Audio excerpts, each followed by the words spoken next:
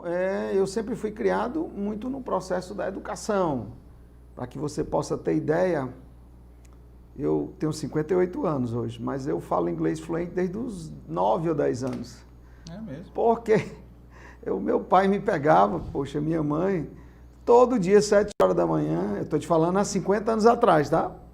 E me levava para ter aula de inglês no IBEU, que na época era ali no Parque das Crianças, né? Então, coisa de filho de professor, né? Então, eu sempre fui educado nesse ambiente, né? De educação, minha mãe muito voltada à educação, não só a educação em cima mas também de estruturas educacionais, planejamentos, porque ela era do grupo que reorganizava as escolas lá no Vale do Jaguaribe. Ela, minhas tias, tá?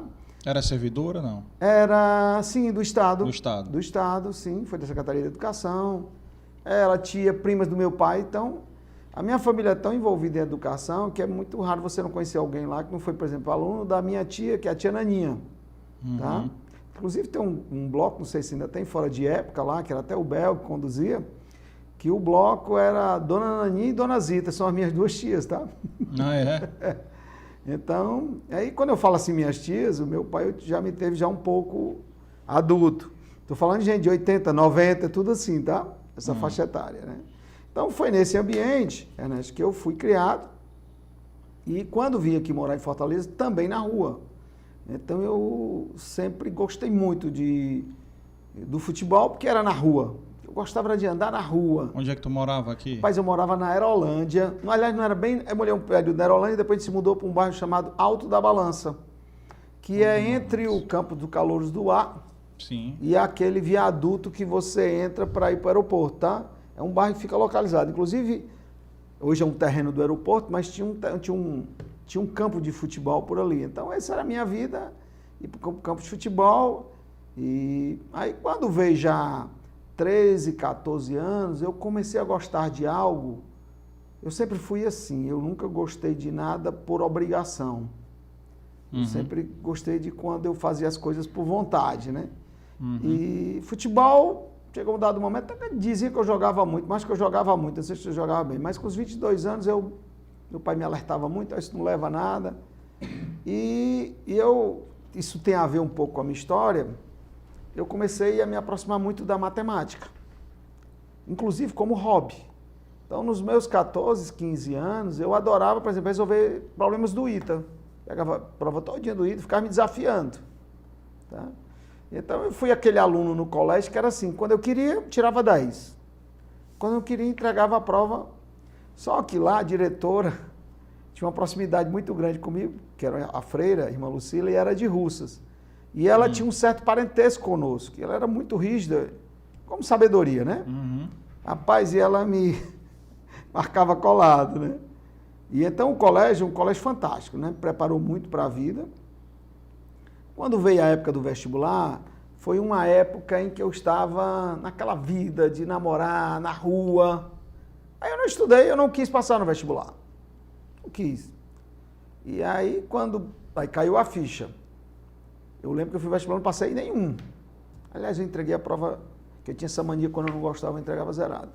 No ano seguinte, no vestibular seguinte, se eu não estou enganado, foi mais ou menos assim. Eu acho que eu tirei o segundo lugar na Federal, o primeiro na UES, acho que foi o primeiro e o segundo também na Unifor, que eram as 3 faculdades que tinham.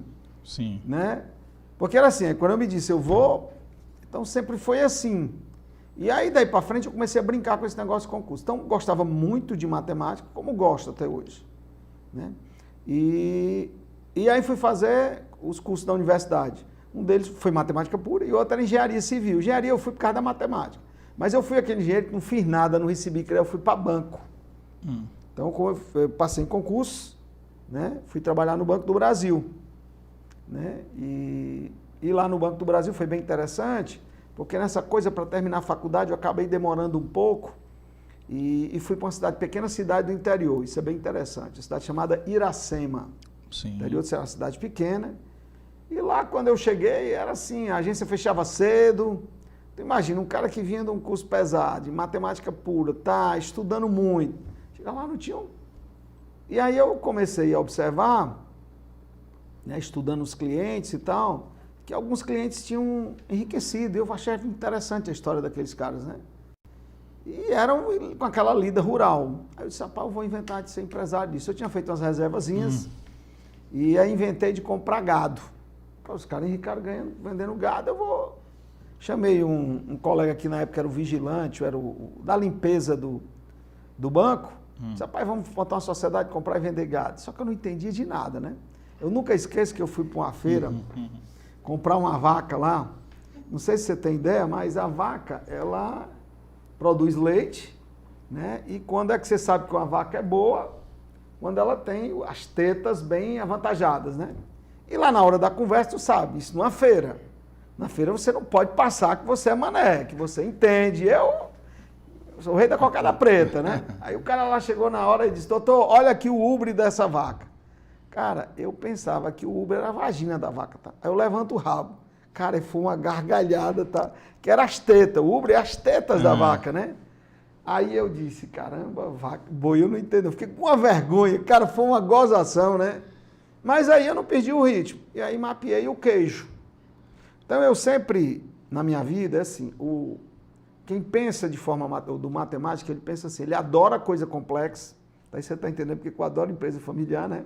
É. E ele acredita que tem uma metodologia, uma fórmula que vai resolver esse problema. Tá? Então, não foi diferente, todas as minhas atividades não foram diferentes, sempre foi isso.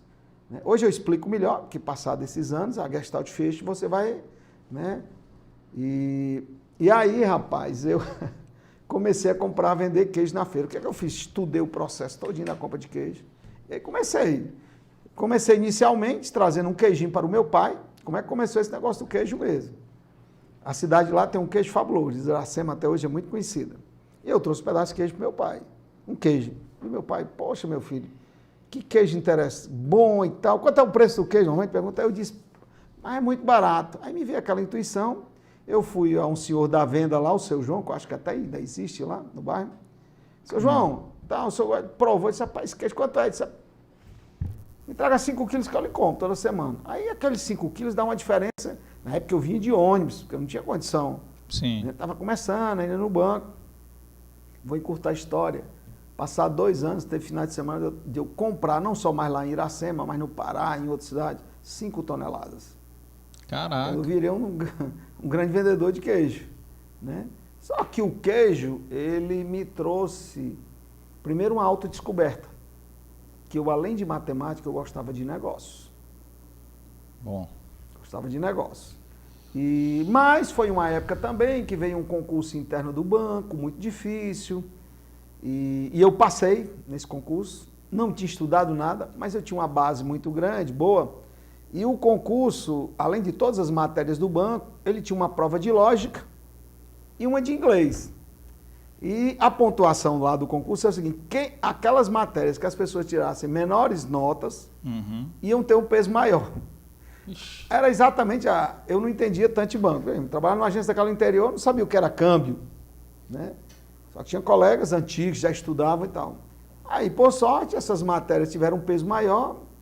Eu acho que eu fechei tanto a prova de lógica como a de inglês e a de redação também, que eu escrevia muito bem.